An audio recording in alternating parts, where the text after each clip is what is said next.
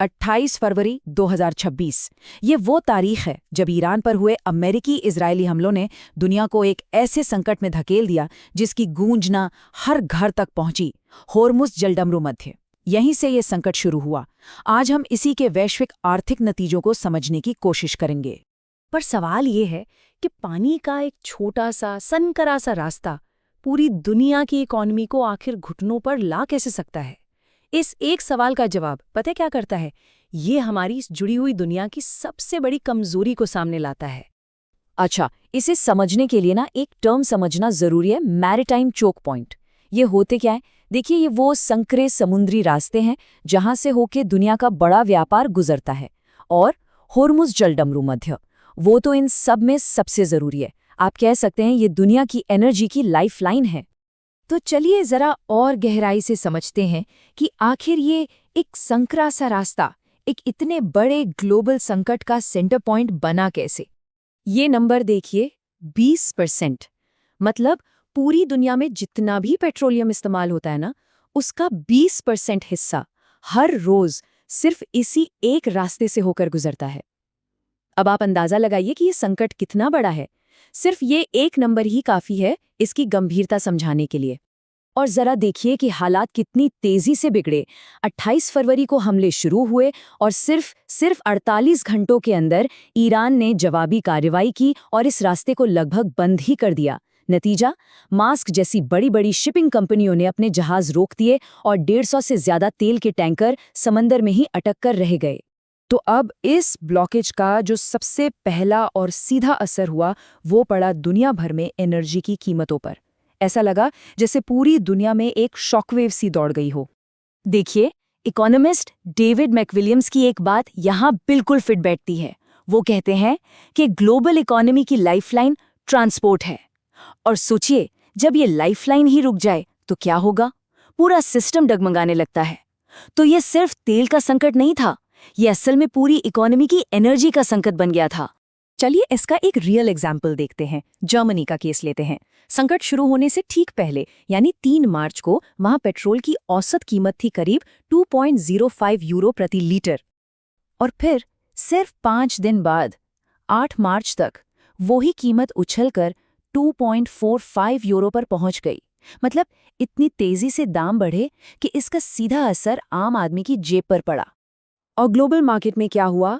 2022 के बाद पहली बार ब्रेंट क्रूड ऑयल की कीमत $100 प्रति बैरल के पार निकल गई। ये एक बहुत बड़ा आंकड़ा था, सिर्फ आर्थिक तौर पर ही नहीं बल्कि साइकोलॉजिकली भी। ये एक सिग्नल था कि संकट वाकई बहुत ज्यादा गंभीर है।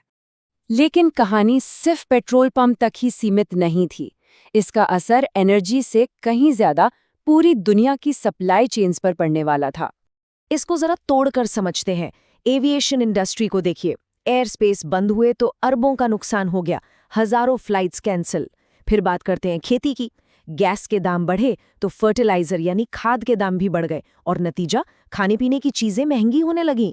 लॉजिस्टिक्स का तो पूछिए ही मत, लागत आसमान छू रही थी। और तो और यूएई और कतर जैसे देशों में टूरिज्म इंडस्ट्री एकदम ठप पड़ गई। तो आप देख रहे हैं कैसे एक संकट एक के बाद एक कई सेक्टर्स को अपनी चपेट में लेता चला गया। तो अब सवाल ये उठता है कि इस ग्लोबल क्राइसिस की सबसे भारी कीमत चुका कौन रहा है? क्योंकि जैसा हम आगे देखेंगे इसका असर हर देश पर बराबर नहीं पड़ा। कुछ देशों पर इसका असर बहुत ही भयानक पड़ा है, जैसे पाकिस्तान और बांग्लादेश को ले लीजिए। वो अपनी एलएनजी गैस की ज़रूरतों के लिए लगभग पूरी तरह से खाड़ी देशों पर ही निर्भर हैं। तो अब उनके लिए एनर्जी की कमी का एक बहुत बड़ा खतरा पैदा हो गया है। उधर यूएई का इतना बड़ा जेबेल अजी पोर्ट वो जाम हो गया। और साउथ और ईस्ट एशिया के देश, वो तो इस रास्ते से आने वाले करीब 90% तेल का इस्तेमाल करते हैं। तो जाहिर है उन पर सीधा असर पड़ा। तो यहाँ से आगे क्या होगा? देखिए, एक्सपर्ट्स के मुताबिक यहाँ से 2 रास्ते निकलते हैं। पहला, अगर ये लड़ाई जल्दी खत्म हो जाती है तो बाजार शायद संभल जाएंगे। लेकिन अगर ये लंबा खिंच गया तो हम सब एक बहुत बड़ी ग्लोबल मंदी के मुहाने पर खड़े हो सकते हैं।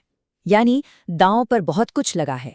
अब इतनी गंभीर सिचुएशन में जाहिर है दुनिया हाथ पे हाथ धरे तो नहीं बैठी होगी। तो चलिए अब देखते हैं कि इस संकट से निपटने के लिए दुनिया भर में क्या कदम उठाए जा रहे हैं। तो इससे निपटने के लिए ना मोटे तौर पर 4 तरह की स्ट्रैटेजी अपनाई जा रही है। एक तो ये कि अमेरिका और जापान जैसे देश अपने इमरजेंसी ऑयल रिजर्व्स यानी अपने भंडार खोल रहे हैं। दूसरा, सऊदी अरब जैसे देश क्या कर रहे हैं कि वो रेड सी के जरिए दूसरे रास्तों से तेल भेज रहे हैं। तीसरा, भारत जैसे देश रूस के साथ नए एनर्जी पार्टनर्स बनाने की कोशिश कर रहे हैं। और चौथा, जो शायद सबसे ज़रूरी भी है, इस संकट ने एक बार फिर ये साफ कर दिया है कि हमें रिन्यूएबल एनर्जी की तरफ तेज़ी से बढ़ना होगा ताकि भविष्य में हम इस तरह की निर्भरता से बच सकें। तो आखिर में ये संकट हमें एक बहुत बड़ा सबक सिखाता है। इसने ये दिखा दिया है कि हमारी ग्लोबल इकोनॉमी कितनी नाजुक है, कि कैसे हम कुछ गिने चुने रास्तों पर बहुत ज़्यादा निर्भर हो गए हैं। तो अब असली सवाल सिर्फ ये नहीं है कि इस झटके से कैसे निपटा जाए। असली सवाल ये है कि आने वाले कल में ऐसे किसी और झटके के लिए हम एक ज़्यादा मजबूत, एक ज़्यादा लचीली ग्लोबल इकोनॉमी कैसे बनाएंगे।